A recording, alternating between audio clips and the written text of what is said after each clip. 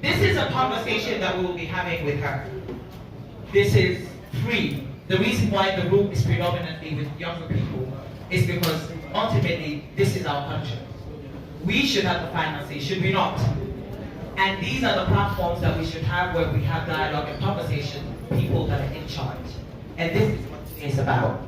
I will delve deeper into it once she gets up here. But in the meantime, we're just going to ask them to have her come in and then we'll start properly, okay? Thank you very much for being here.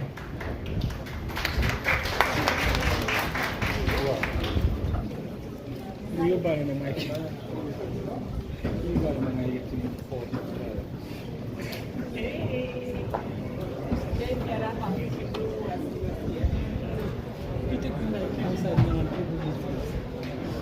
Yes, nobody's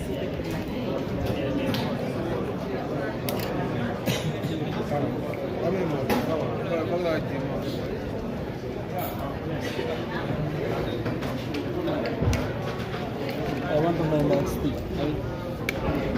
Speak, but of the fees.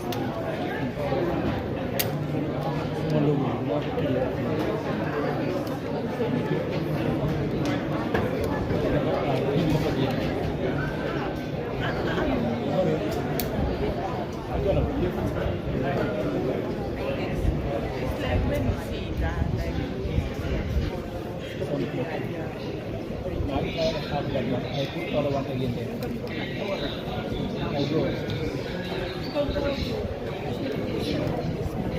Come here.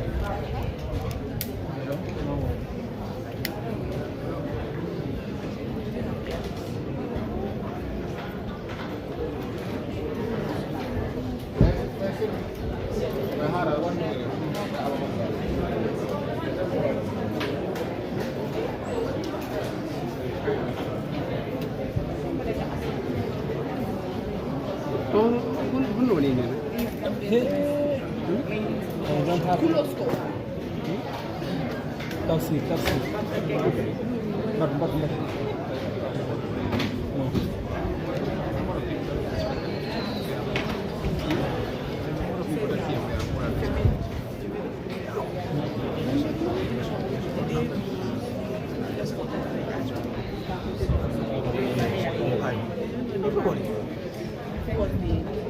That's why I did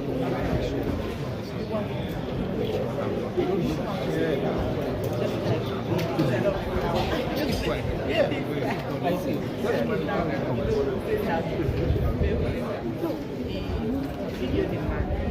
Ladies and gentlemen, please put your hands together for the former Vice President of the Republic of Gambia, Her Excellency Madam Fatoumata Tambanjang.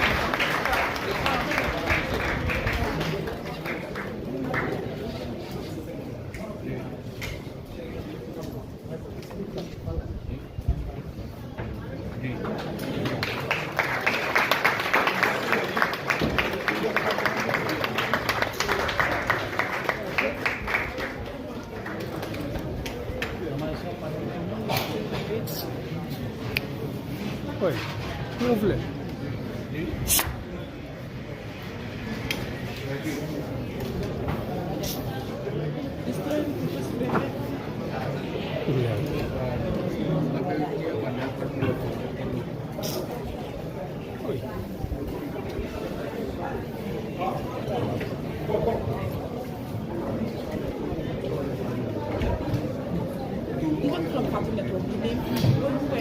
Boy, see, boy, oh, boy, bonito.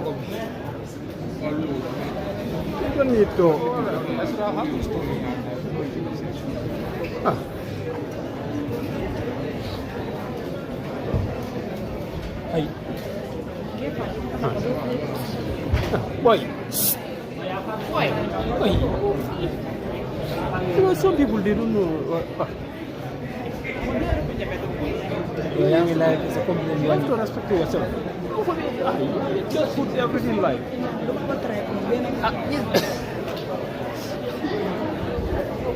No, what we do is support you. Magin is our dog.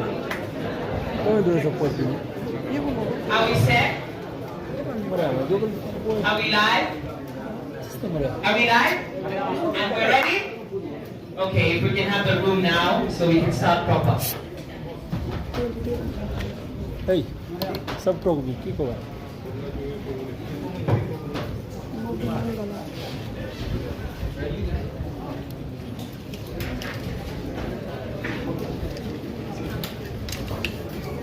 Okay. Thank you all so very much for being here today. This is a very, very important first step. And as I've introduced myself earlier, my name is Fantasy Say, and I will be moderating this chat. Very simple, very direct, very honest, because this is the beginning of the future of our country. And this conversation is specifically with us. I believe we have a lot of young influencers in the Gambia that are in this room today, that have a voice, that have a platform, that drive the narrative. And that's why this conversation today is very important. And we're having it with our mother, the mother of peace, our former Vice President, Excellency, Madam Tanbajang. This is what we will have today. It's a conversation. The questions we have, our plans for the country. It's a lot, and also it's very, very important. I will just quickly give a run through of who this incredible woman is. For a lot of us, we've just seen her as, oh, she was the former vice president, or she's a peace ambassador, or she's a peace mediator, or she travels all over the world to make sure that countries are safe, countries are, post-elections are great and are peaceful for the other countries. But we do not know at her core who she is, and I'm just going to give a brief bio of who she is, and then we can start. So Fatoumata Jallow Tambanjang was born in Brikama, a trading town in the Gambia. She schooled in the Gambia, Brikama and Amitate High School. In Dakar, the Cheikh Anta Diop University. In France, University of Nice, Sophia Antipolis. And the United Kingdom, University of Bradford. The one-time French teacher turned national political and mediation icon and former vice president of the Republic is a mother of 8 children and an award-winning UNDP development practitioner.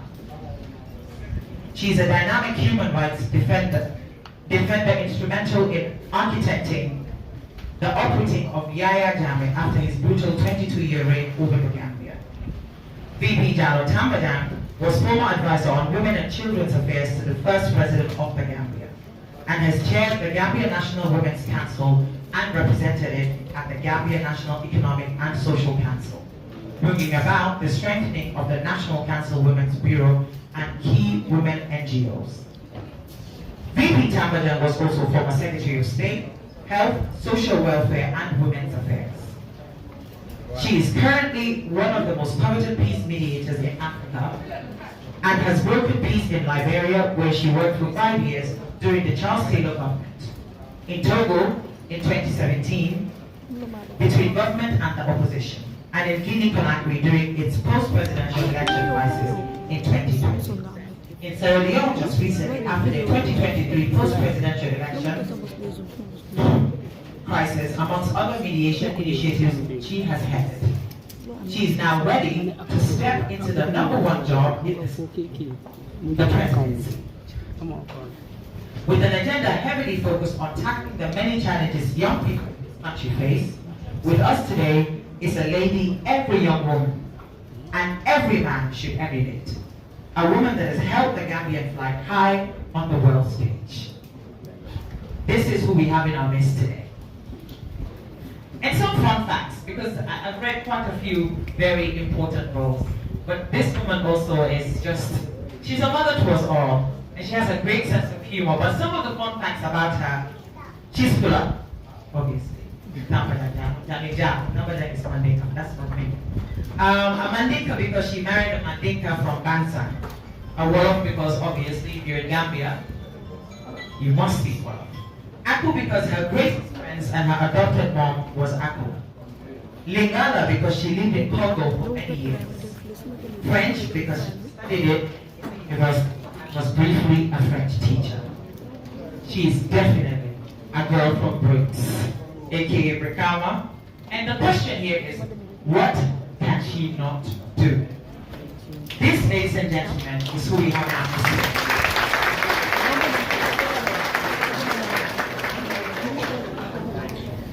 Thank you very much. I would like to now, at this moment, introduce our very beautiful, beautiful, incredible mother. Take the stage and, share a few words, and let's get the ball rolling on.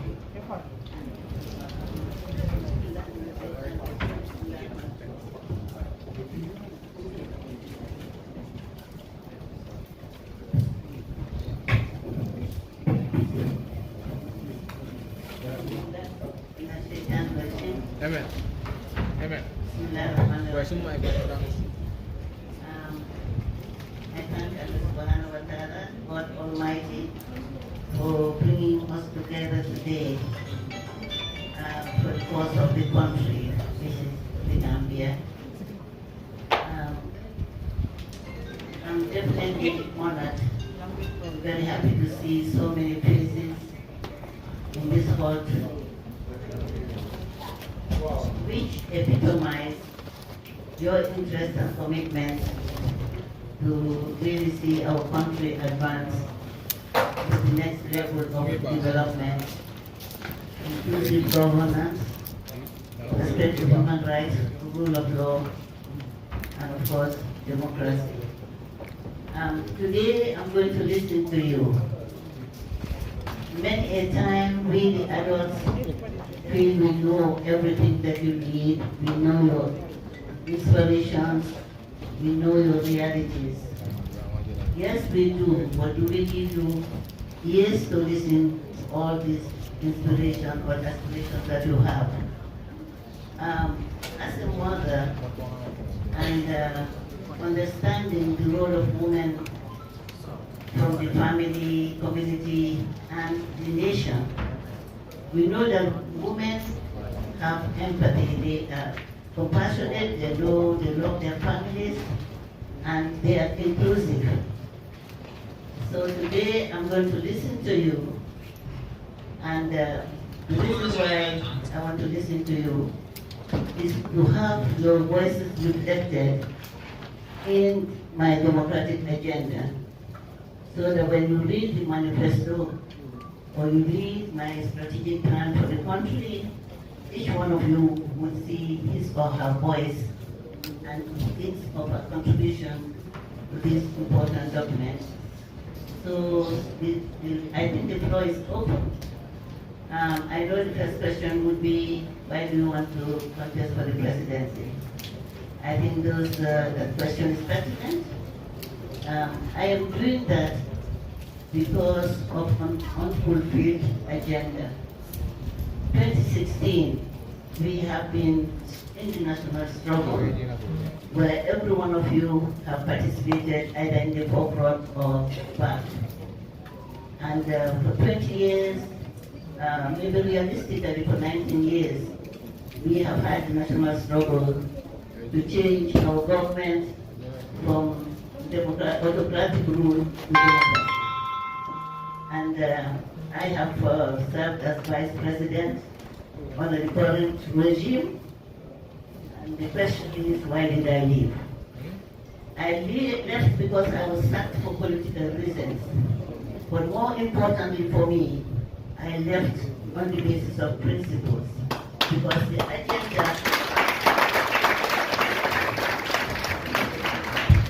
agenda for which we fought day and night in Kairouba Beach, in small huts, under the mango trees, under the baobab trees, are yet to be fulfilled. We adopted a comprehensive agenda ranging from constitutional reform, legislative reform, land reform, security reform, civil service reform, and so forth. And I realized that I swore on the Holy Quran to serve my people, to serve my country. I see myself as a servant, not only servant of God, yes first, but also servant of the people, who should listen and work according to the needs and realities of our people. I saw that the agenda has been delayed. None of the reform agenda has been adopted. Hence we see the current president asking for the third term. That is against democratic principles.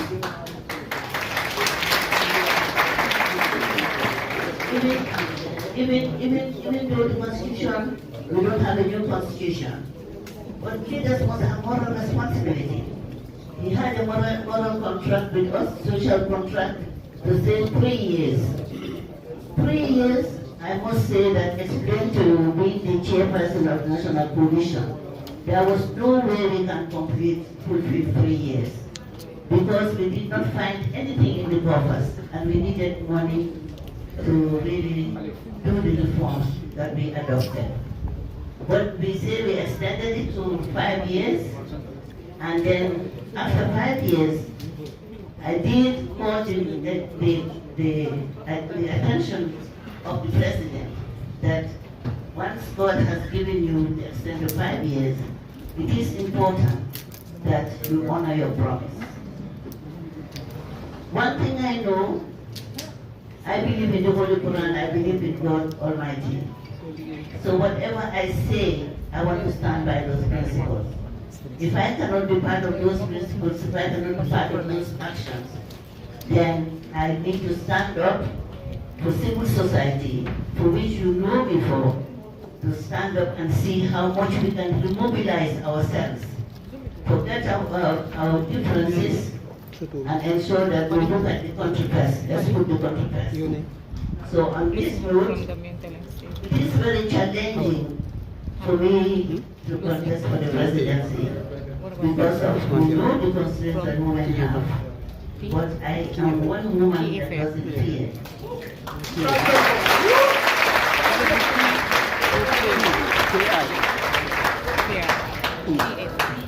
We have the most powerful man. Yeah. Most powerful, most popular, wealthy than the current president. And we fought him tooth and nail. And we saw the results because we were together as a nation. If we come again as a nation and we decide and we are committed to really change this democratic regime of Adam Abaro, we will do it.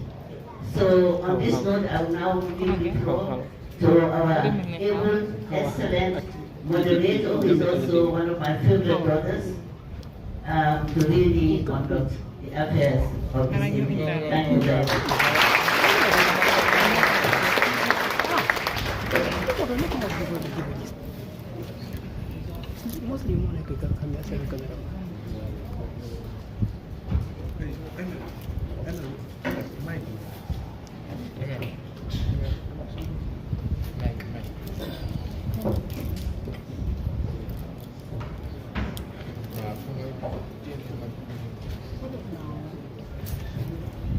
Thank you very much. I'm sorry to give my back to some of you, but from time to time I'll be streaming to see your faces, your beautiful faces. Thank you very much, ma'am. I would like to just... Don't worry, the questions will come to everyone. I open the floor. We'll just start the conversation a little bit, and then do not worry. I know a lot of us are here and eager to ask very pertinent questions, and we will all have our turn. That is why she's here. First, I would like to ask, why does this campaign matter? Why does this? Who I must acknowledge was a Democrat that brought everybody on board. We had peace and stability. And of course, most importantly, they fought for independence for us. But other political parties, that as time goes on, other political parties came. And of course, there are some of the political parties that really stood up for their ideologies and their commitments to advance the country. But because of the measure of understanding, the level of understanding of our people, some of those very few political parties couldn't make it to the executive. I acknowledge them. I don't want to name names, but I acknowledge them, and I'm sure all of you know those political parties. So people matter, and for me, young people, men and women matter to me. My agenda is to put people at the center, at the epicenter of everything that I do. People matter, so I cannot really do anything without bringing you on board and having this conversation with you so that I know what is bothering you. I know what is bothering you from a developmental perspective, from diplomatic perspective and political perspective. But in wolof mi ne wax ji ci borom la gëna jàkk. So if I listen to you, when I finish my political agenda, each one of you will definitely see that this was my voice, this was my contribution in developing the agenda, which is of course a process and not a static situation. Thank you. Thank you very much. I know this is prominent on a lot of people's minds, and I will ask, what is your response to what people have to say about you being too old to run for office? For me, age is a number. I have never seen age as an impediment. Age is like having a physically disabled person or a person that has been underprivileged in terms of accessing opportunities.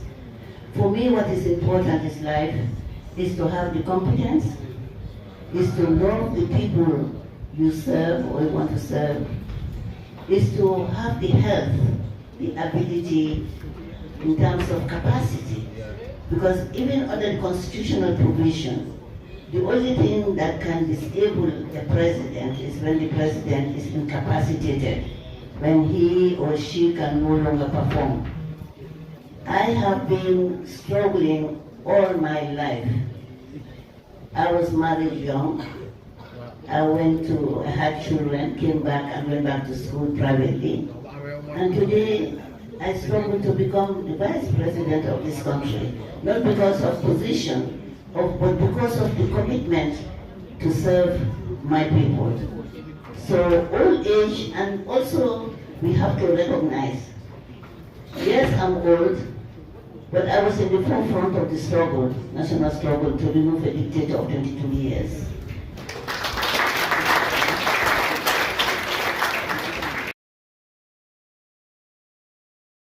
The rest of the day, I was between hospitals, I was between the courts, and I was between everybody among the victims that suffered the atrocities of Germany.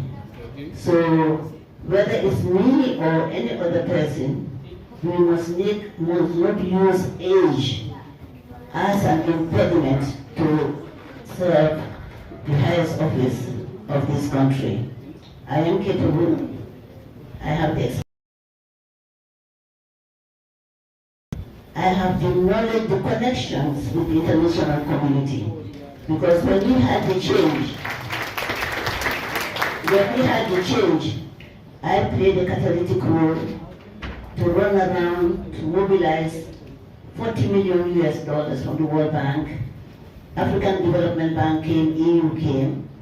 I was able to lead the development of the National Development Plan 2018-2021.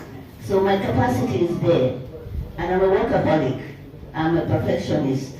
So whether I am elected or I'm not elected, I will continue to stand for this country. So my prayer is for you, for God to put me in your hearts, to vote me in as a president, and to see the difference. I also have compassion. I am a family woman, and I have worked in the struggle in Liberia, in Sierra Leone, in Togo, where you had fighting and conflicts. And even with my age, I was able to make a difference. Today, Sierra Leone is in peace because we had the EU and the African Union and ECOWAS that selected me to be the peace mediator between the opposition party and the ruling government. And even in Gambia here, each time there was a problem, I stood in parliament to defend our country, to defend the executive, to defend our country. The Fatoumata incident, the Busumbala incident, the Manjago incident, so many problems that happened. And I also defended many people who were wrongfully dismissed from government. So it is not the age that matters, as long I have the competence and particularly the commitment to serve this country. Thank you very much. I hope that puts that to rest. Another question I have is, what are your plans for the youth? My plan for the youth is to have many programs to empower them. Economic programs, social programs, and also programs. My government is going to promote the empowerment of youth, men and women. I already I've worked in the project area, project development for the past 30 to 35 years. Personally, I can design a project within 5 working days, and I can resources. So I'm not going to, I'm a technocrat, by default, but a technocrat. I'm a fully technocrat that has been groomed by the United Nations Development Program.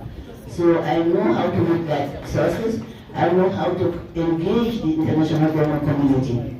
But my thinking is that we are going to first of all use the resources that we have, the domestic resources, before we go and give the ball, the hand to the international donor community. What I want to do is to transform the productive sectors of this economy, the agricultural sector, so that it can attract young people to become farmers, using the agro-industrial development value addition. We have the horticulture, we have everything, every domain, including also sports. Sports also is a lucrative business. So I know that I can do a lot of things that can make our youth to stay here in the country. Our youths are dying in the Mediterranean seas because they lack opportunities. So my agenda is going to be an inclusive agenda. Even in the government, in cabinet, I will have some youths in cabinet. Because I don't believe saying we should wait for the youths, we should allow them to wait for us. This is a time where young people and elderly should work together to build the nation. Because without experience, you can never make it. And if we continue leaving you behind, there's no way you can gain that experience. So in my government, you will have young people as ministers, you will have young people as farmers, we will have young people as entrepreneurs, and also we can have young people in the diplomatic service. So this is the agenda I have. The details of the agenda when I'm launching the party, inshallah, you will all have copies of the manifesto, a copy of also my strategic plan. My also strength is evaluation. Whatever I do, I deliver. I am a perfectionist. I may say that sometimes I think it's bluffing, but it's not bluffing because sometimes you also have to show your strength. You know, I can design programs, I can mobilize resources. And the thing is that people believe in my leadership because I'm honest. I have a sense of a change of mindset. Let us try the women. We've been trying the men all the time.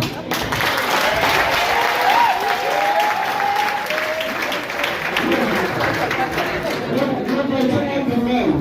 And apart from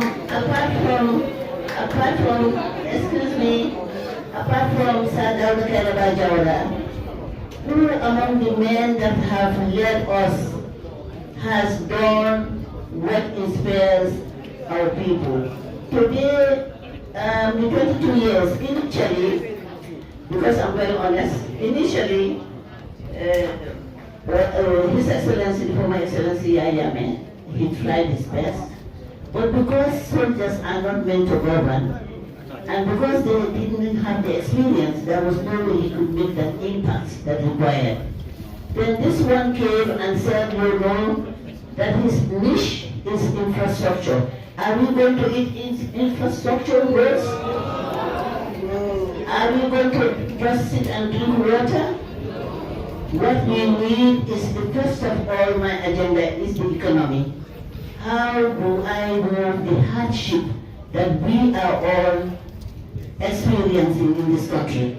Bag of rice was how much? Now today 2,000 and something.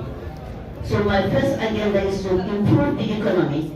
How do I improve the economy? Is to ensure that we have strategies to reduce our debt burden. Today the threshold of the debt, we are servicing debts more than using it for quality of education, quality of health, agriculture and the productive sectors. So for me, when I come back, I'm just saying that I'm not like other leaders that will tell you in 3 months, we are going to have a bag of rice at $300. That's unrealistic. But I will try my best, just as I have tried. Within the year of my vice presidency, I was able to bring so many things in this country, including Turkish Airlines. I was able to bring the technical assistance of Turkish Airlines here to support the scholarships of children. I was able to start begging for donors and also other countries to really help us to develop the youth capacity for entrepreneurship. So I was able to work with the EU to bring in the Women Enterprise Development Fund, which is now being politicized. It was meant for all women and young entrepreneurs. But now it's being mandated, or is implemented by the Women's Gender Ministry rather than having it at the national level. So there are so many opportunities. And already I've started engaging donors who are willing and open to help me have so many projects in development sectors. I want to really, when I'm holding a stick at 90 years old, to look back and say, you young people being in different positions and taking care of your families. There's no young person that doesn't want to earn a living to help his or her parents. But no, you cannot do it. You can't do it, and the situation is really there. Thank you very much. My second to last question before I open the floor. What is your stance on independence and leadership? Independence for me is sovereignty that is depending on your people first. Depending on your people, meaning you have to build their capacities and provide them with opportunities. If you provide people, everybody cannot be in the public service, but you can have regulatory measures to ensure that you have the enabling environment where everybody can create a niche for yourself. Independence means you have to be self-reliant. You remember Tanbajang, may Allah grant him Jannah Firdaus. He had a Tesito philosophy. You remember Tesito? Self-reliance. Everybody said Tesito, and you were able to improve your capacity to feed your family and contribute to national development. But now we don't have that. What happened with this government is moving people from the streets, bulldozing them. That's the wrong approach. Before you bulldoze people, you have to really inform them. You have to give them a replacement. You have to build markets. You have to give them access. You have to give them the facilities before you bulldoze them. I was against it, and I did bring it to the attention of the executive, including the president, that that was a wrong move that he did to the country. Moving people that were looking for like $1,000 a day. Moving them, now where are they? Most of them are hiding out. They spread their masks when they see the police, they go. But after moving them, what else? The way they were moved was very disrespectful. Very disrespectful. And I think that for me, I will be strengthening the markets that are available, because I'm not going to invent the wheel. What I'm going to do is to see where the communities want to market. I will try my best to have a market.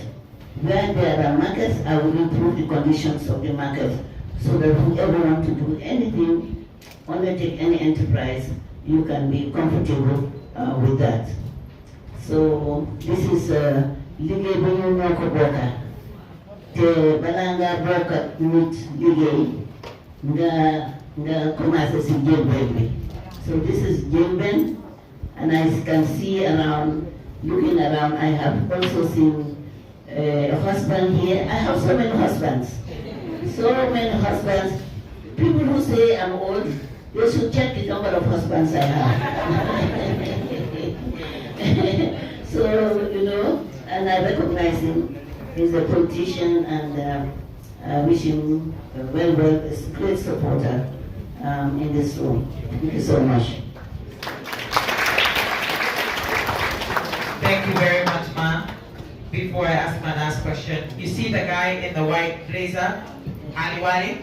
Please, if you have a question, signal him so you can write it down to avoid a little bit of commotion. So while I'm asking and she's answering, if you have a question, please. What is the race, man? Well, because I had opened the floor, my dear friends. By the way, he was my classmate in journalism school, don't mind him. Thank you very much. So my last question before we open the floor, what are your goals for 2026 and beyond? We all want to know. I mean, like you said, this is a group full of young people, and we've heard a lot from a lot of different people. And for you, like you said, as a woman, this is very, very key, and it's a very, very bold step in the history of Gambian politics specifically. And a lot of young people look up to you. A lot of young women look up to you. And I think when we hear everything you've said so far, in my opinion, is in alignment with a lot of us here would like to see the Gambian begin. Specifically, what are your goals for 2026 and beyond? My goal for 2026 is to ensure that we have inclusive economic growth and development. If you look at the development trajectory in most of these countries, they have inclusive growth, which is measured by GDP, and rather than the human capital development, like people accessing social services, education, health, and productive work. So my goal is to really improve the economy. My goal is to really promote entrepreneurship, to promote businesses. If you look at our country today, most of the businesses are occupied by foreigners. I am not against foreigners, but we should build the capacity of our people to encourage them to have access to credit, microfinancing, and those that have important portfolios, we can help them, support them to have credit from the bank, loans from the bank to expand their businesses. So my focus is going to be developing the capacity of indigenous businesses.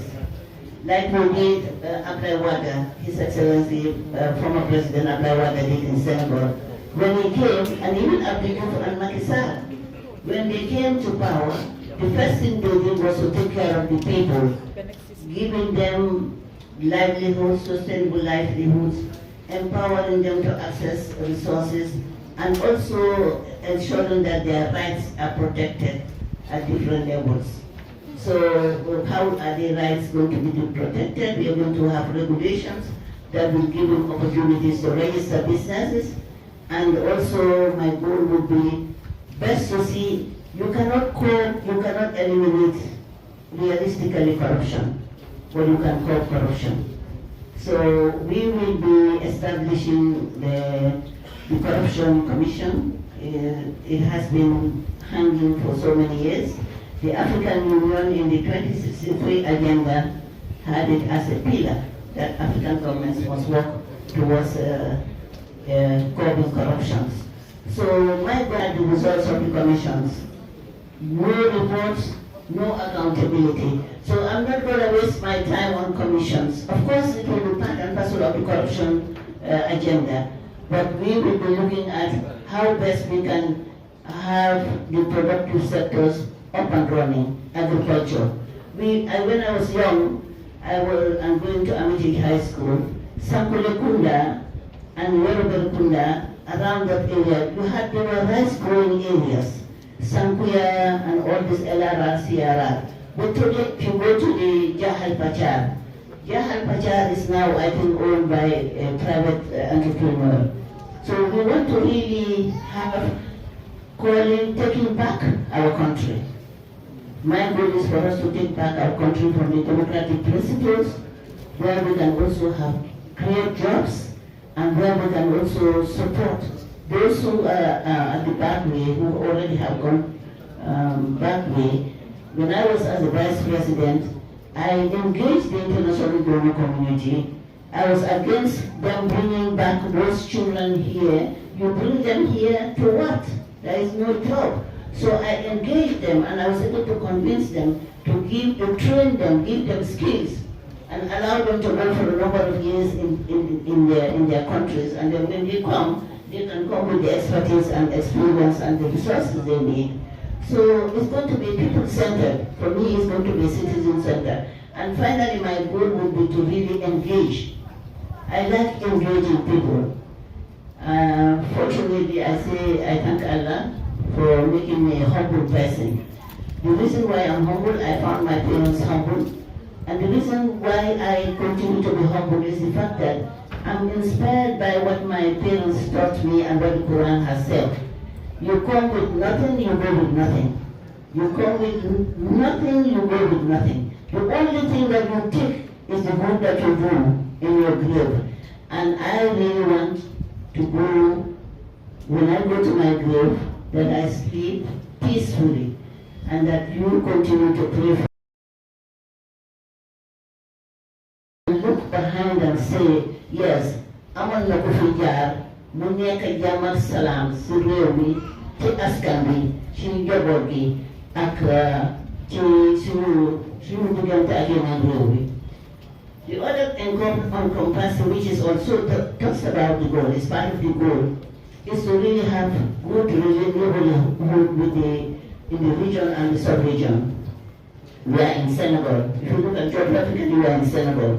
So we need to have good relationship, and we will promote trade. There is so much money in the African Trade Agreement that we can utilize, we can bring for the use of Gambians in the business area or in any other area that they want to do. So we will be working very closely with our sub-region, our region.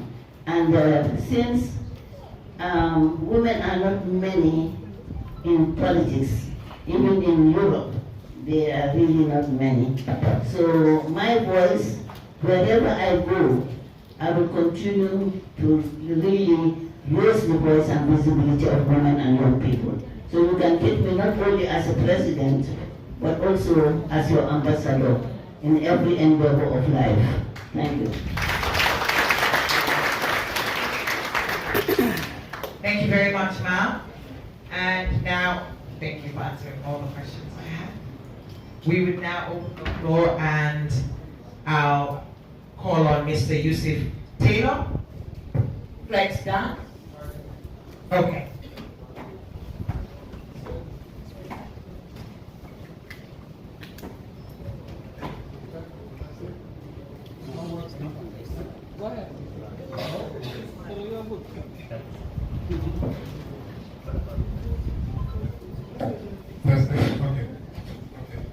First of all, Assalamu alaikum, and thank you for this initiative. I think it's very laudable.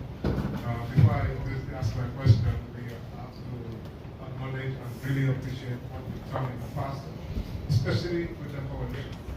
I remember I was in the diaspora then, what was happening. So my question, I can say my name is Yusuf Taylor. I'm a journalist, but an advocate as well. So my question, you touched on it slightly a little bit. It's about the former president, right? You've mentioned him a number of times in your statement, and we all know the current situation that he wants to come back, right?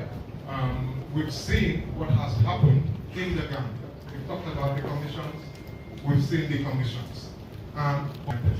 So I'm back. It's very easy. What you do universally when somebody is on asylum, in the to the country, your host country. You cannot engage in any way apart from maybe calling your family members or your friends. So it's very easy. What they could do is just to have the Minister of Foreign Affairs to write to the government of Guinea Equatorial and tell them that this man, this is what he's doing, and then follow it up with the delegation, special envoy. Diplomatically, that's what they should do. But the president doesn't need to stand and say, I am the president, he knows I'm strong and so forth. No, no, no, no. There are things that the president should not even involve himself in, because you have ministries, and those ministries have substantive responsibilities. So that's what they should have done. There was no Senate delegation. And if he continues, then president to president. You call the president and say, well, I'm concerned that this is happening. Because the Jamaica can never come here again. I can assure you. He cannot come because they say ECOWAS has signed something that he can come. He cannot come. And because I was also, if you remember, I wrote an article on the Guardian to say that I was one of the people that said he has to leave this country. Political leaders were saying, I said, no. You don't listen to women's voices sometimes, but we are intuitive. If we leave Yaya Jammeh in this country, within 3 months, he was going to, because he had influence. The man was strong, he was popular, he had money. He would have played a coup against the government. So finally they listened and they allowed him to go. And we said the other thing that if you go to Google now, in my statement to the interview on The Guardian, I said he will be prosecuted. This was just logical, based on the findings of the TRRC. So now I would have just said quiet. I would have followed the diplomatic channel and just be quiet about it. Otherwise, in a way, it favors the political opposition parties that want to really form a coalition. But it doesn't favor the ruling government because it has shaken. Yaya still has influence. It has shaken the political landscape. You see the people outside. His supporters are outside. And those supporters, will you think they will vote for the ruling government? They will no. And I think the thing is that mistake that the president did. You removed a president. You sent him to exile. How can you engage his party to be part of you? That is unethical. One of the things I had seen that when I saw them coming in and out of State House, I advised against it, that it was not good. People were still hurting, and it would not be nice to see that he entertains the APRC coming. I'm a Democrat, everybody has a right, but people were hurting.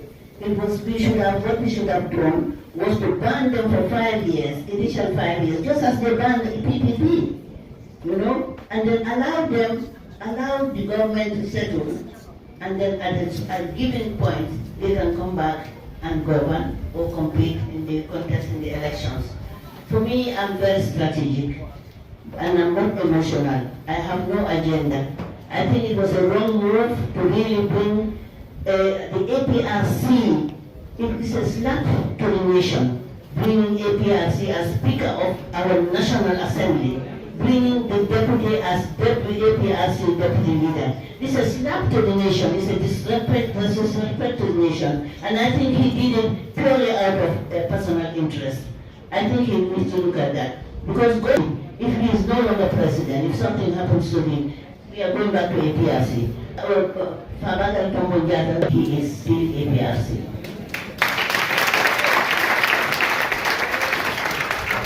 Thanks, Sane. Also has a question.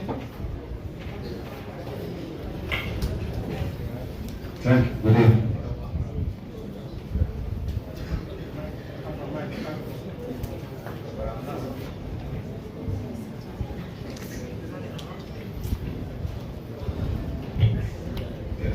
Good evening, Ma. Thank you for this opportunity to have conversation with the young people.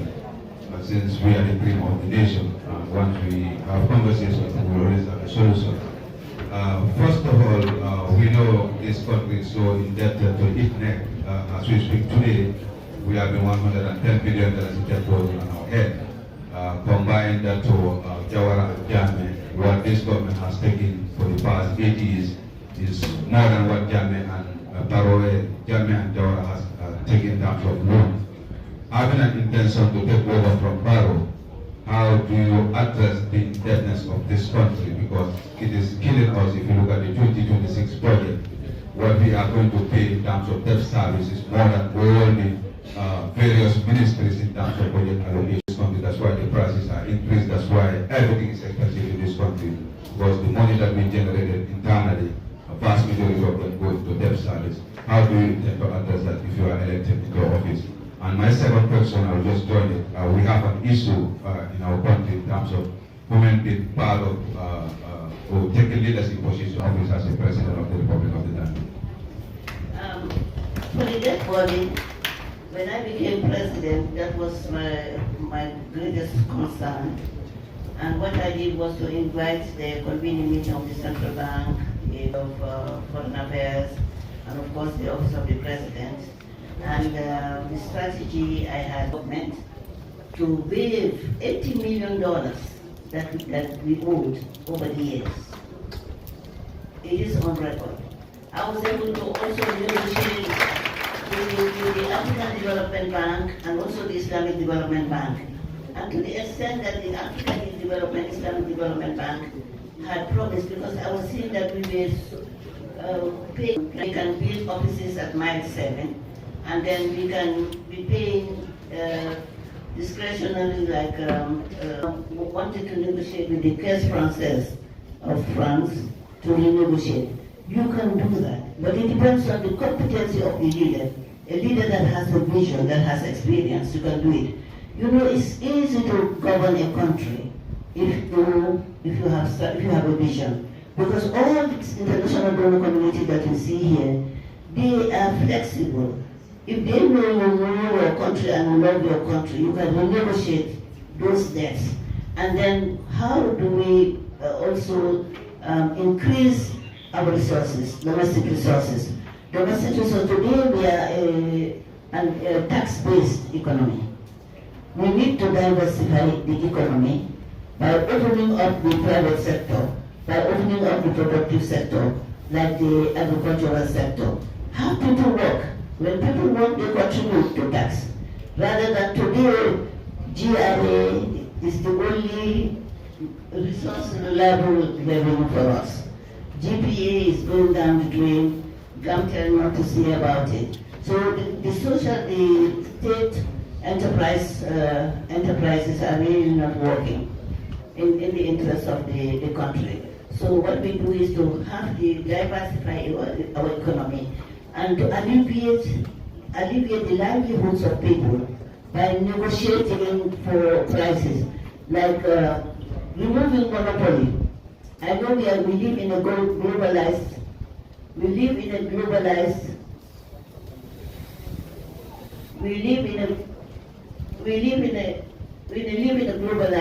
economy, where the impact, the war in Ukraine and the war in Palestine and Israel is affecting us, you know. But what we can do, once we have support and we invest in those productive sectors, by and large, plus the negotiations of refinancing our debts, we will be there. Today, and we also need to prioritize. Look at one time, I think last year, when the Minister of Finance presented the budget, he said they had, and we are going to eliminate that. Like the budget had already been signed. Strategically, I know that there can be emergencies, but taking so much money and standing in front of National Assembly, saying that we are going to buy ambulances, we are going to buy this. When people are dying, when children, how many children died out of that rock? You know, that also we need to look at. So in increasing, supporting, investing in productive sectors and also investing in young people and women, you will definitely have a way. Maybe I should say by year 3, I can assure you that the debt burden will be reduced, because I can engage the international development community. When I was in the UN, during the structural program, well, economic growth, and because I'm a woman and I was handling many of the women projects in Dar es Salaam, the Rainland Development Program in Nyamira Dampuku West and Bugis, and also the salt production, the animal husbandry, so many agricultural projects that I was handling. What I did was I engaged them and I convinced them to have a structural program. And this was the structural program that supported the social sector. Otherwise, by the time we finished the World Bank structural adjustment, people would have really suffered. So I have the competence, I have the connections, and I have the commitment to really move Gambia forward. For the issue of women's participation in politics, everywhere in the world, look at Hillary Clinton. You know, Europe itself doesn't have the numbers that they need according to the Universal Declaration of Women's Rights.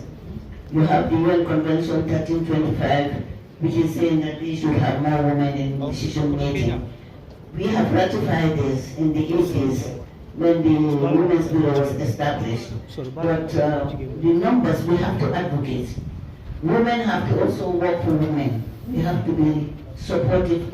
If you have a man and a woman contesting for presidency, they will put the vote in the a woman being accused of corruption. And there's temptation, I can tell you. When I was vice president, so many businesses would come. They would want to give me something under the table, in their interest. And what I said was, I will not sell my country. I fought for my country, and I will not. When it's temptation, it's a big, big temptation. People come to you, in your house, in the office, everywhere, to tempt you. But what you need to do is your integrity and the Quran that on which you have sworn to serve your people, and not to take the resources that is meant, because corruption is killing people. If you look at the amount of corruption in the national audit, if you transform that into a health post, you will transform it into the local doctors, or medication, or schools. You will have quality life and decent living. Thank you. Thank you very much. I hope that has answered your question. Okay. Finally, Mr. Ali Jallow. I'm here.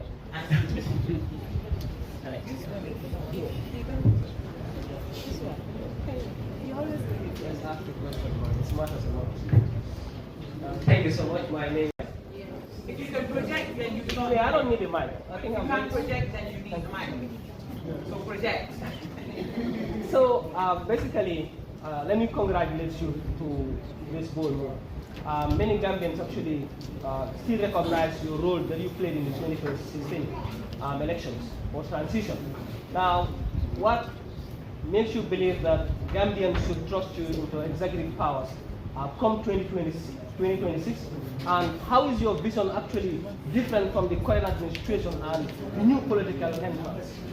Now, that is my first question. I also have another second question, which talks about your 100 days in cabinet. If you are actually elected as president of the Republic of the Gambia, how do you plan to finance and implement today's economic climate? Yes, today's economic climate. And I have another question, but I will have to wait. I would have stopped you.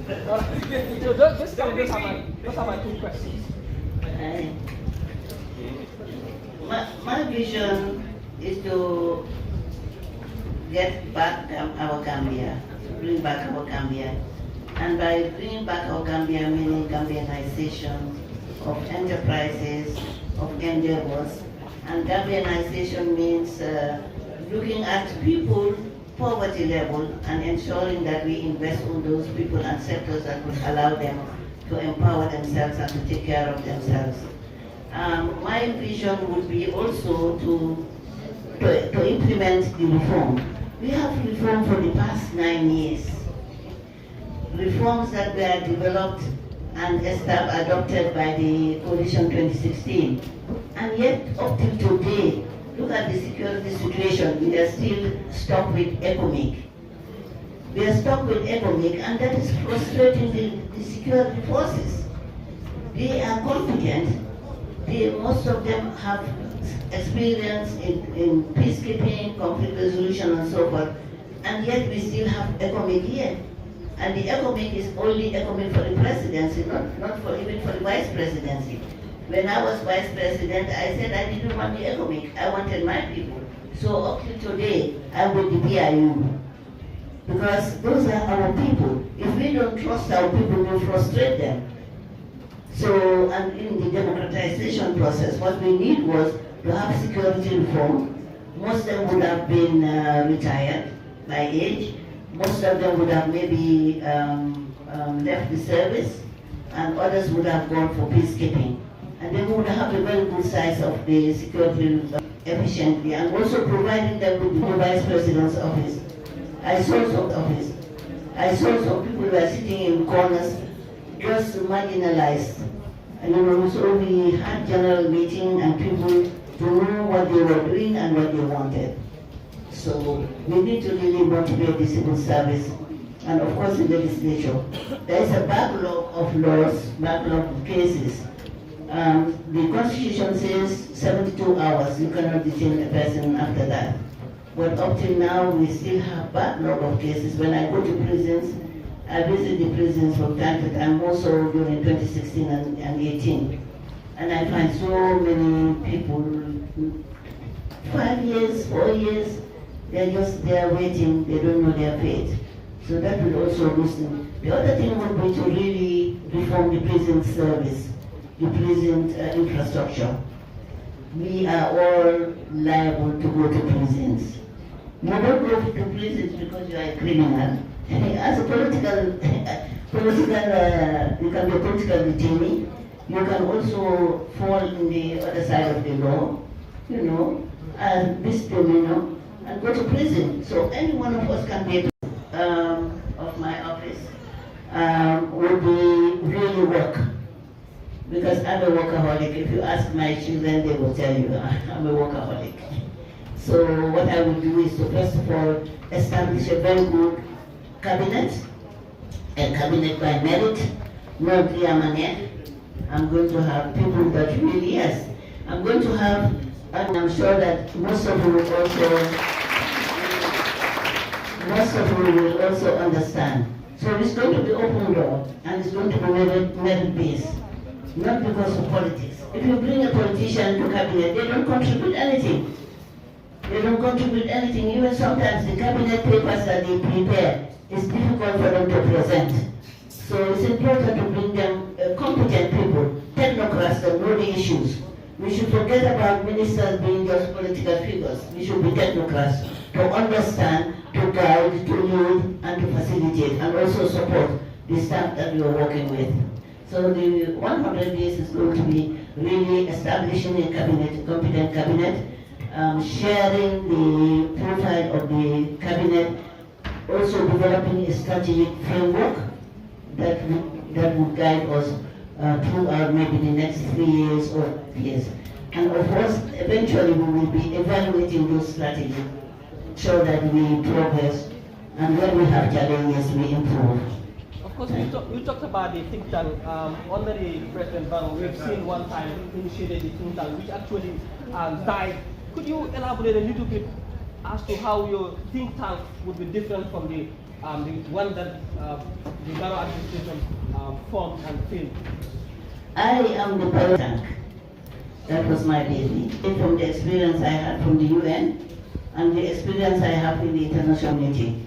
Even in America, you have national think tank. Ensure that they train the national local counterparts so that when they decide to leave, you will leave national counterparts here. And because it was my baby, when I left it, everybody killed it because in the first place, government was not interested in it. I would say they were not interested in it. When you have an agenda, like that, a national agenda, it's better for you to stay on course and see how best you can really facilitate to operationalize it. But also, I must say that it's because of lack of experience. Maybe they didn't have the requisite experience to understand the importance of a national think tank. Was it politically motivated? Aliu? Thank you very much, Aliu. I'd like to pass the mic to a young lady called Gambia'S.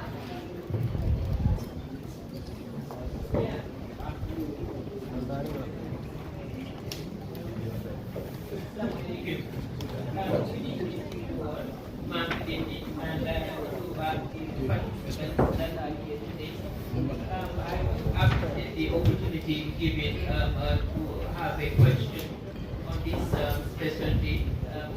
Basically, to post it onto FDT, the chat to the public, and then basically I believe that it's for the youth.